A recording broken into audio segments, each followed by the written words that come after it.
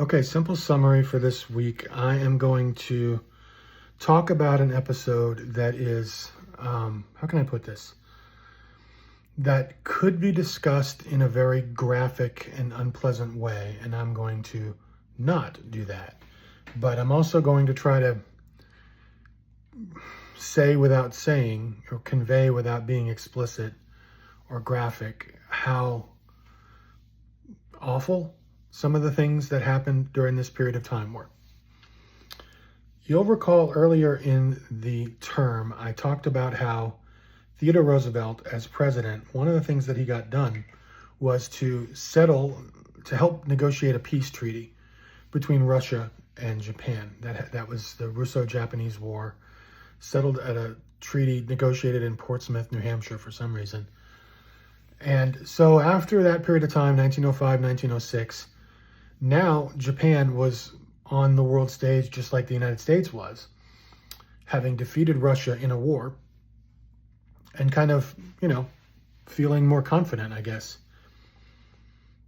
That was not a major problem in the aughts and the teens, but in the 20s, what was largely a peaceful Japanese government became less peaceful. It became more militaristic in the late 1920s.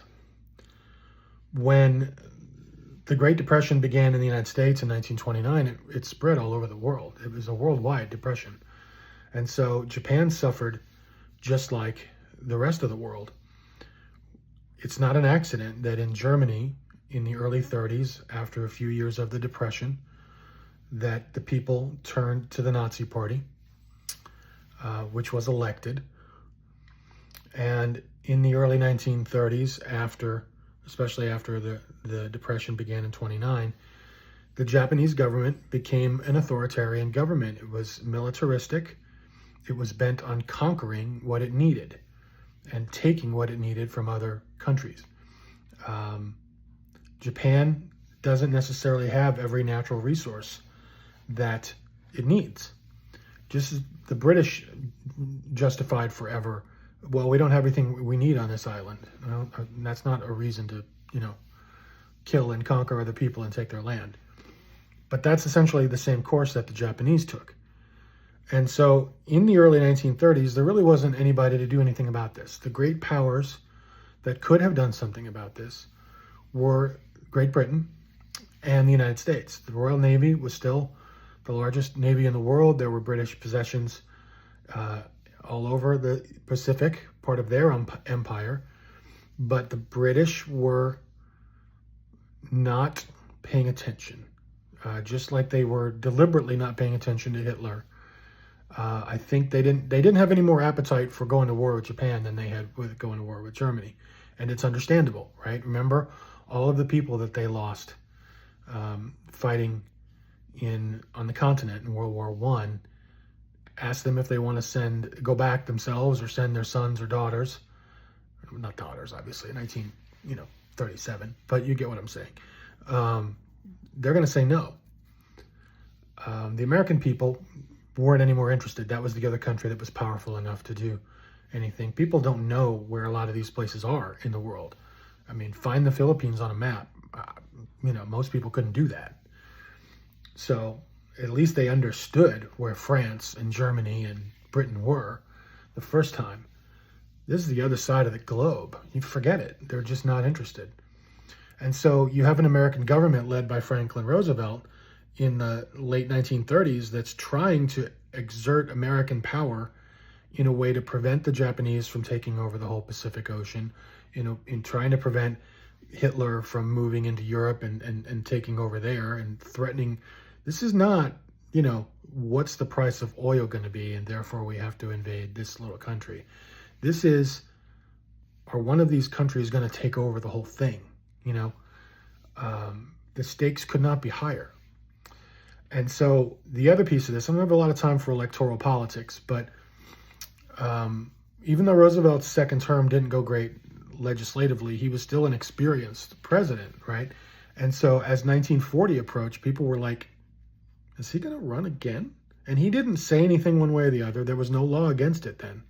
Just it had been a tradition. And he I don't know exactly what the answer is, what he really wanted. I think if things were cool, he would have been fine to go back to Hyde Park and retire. But things were not cool. And I think he probably wanted to be president for a third term for reasons of history and accomplishment. People don't want to leave that office.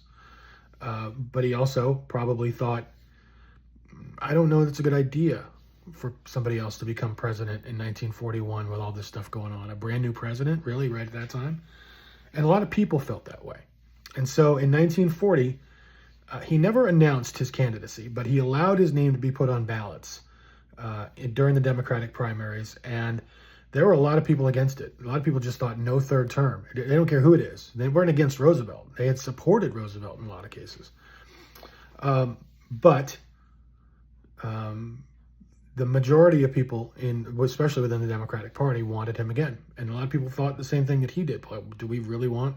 I mean, the war's underway at this point, right? World War II began in 1939. There's war raging all over Europe.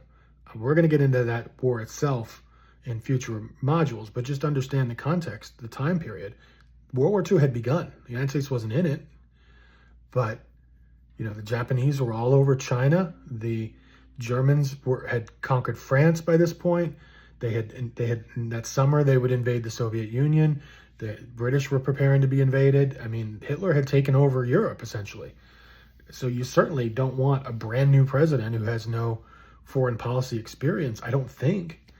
And so the Democratic Party nominated Franklin Roosevelt for a third term, and he accepted.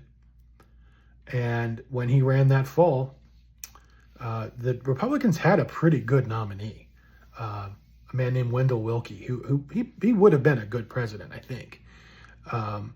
But he didn't have that experience. And the people decided in November, on election night, to send Franklin Roosevelt back to the White House for a third term.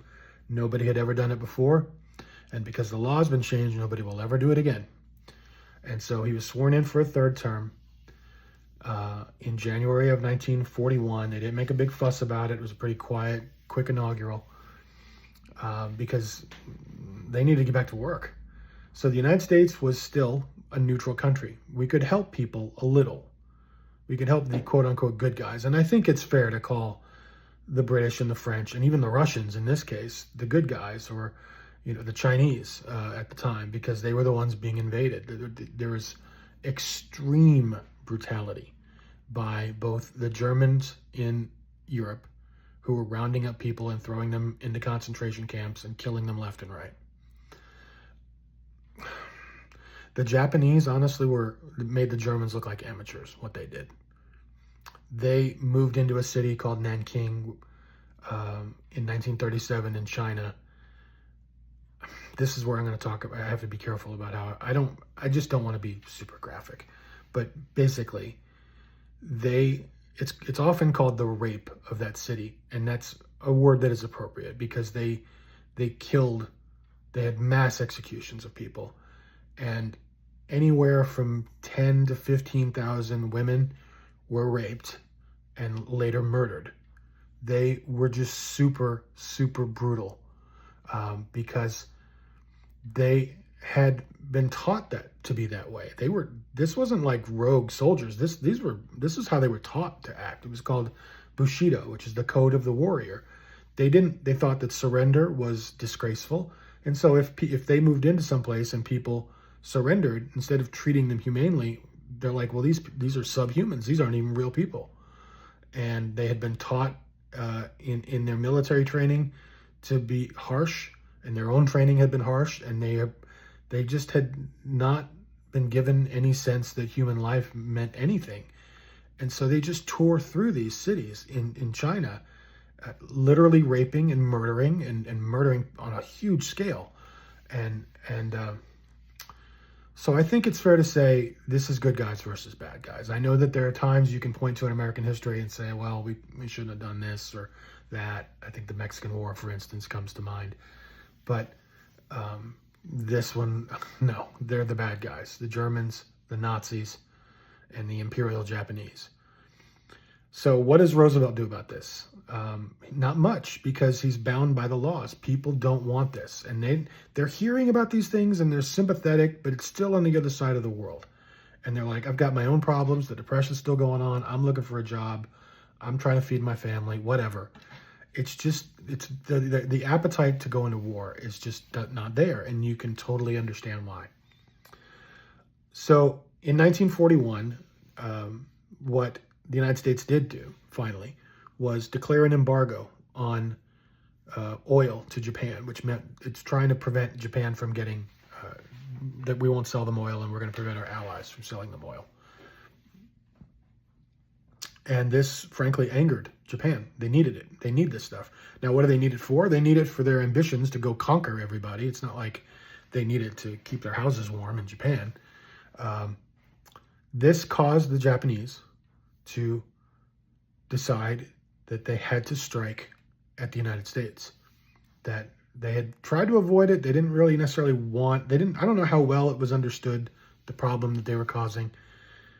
But once you cut off their flow of oil, they're like, they don't feel like they have a choice. And they start beginning to plan. And the result is, I'm going to show you, I've included a link to a short video just for context.